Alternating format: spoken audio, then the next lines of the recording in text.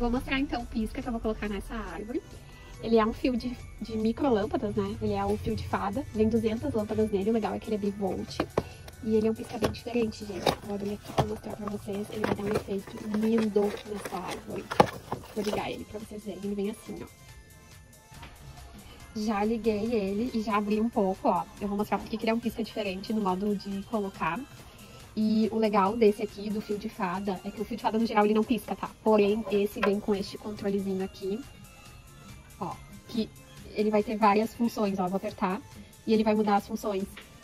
E aí ele vai piscar rápido. Ai, fica tão lindo na árvore. Vou colocar e mostrar pra vocês.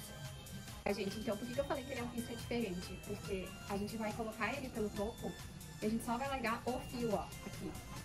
Ó, assim. Eu vou colocar ele desde aqui de cima e aí vou só largando os fios assim, ó. E ele vai...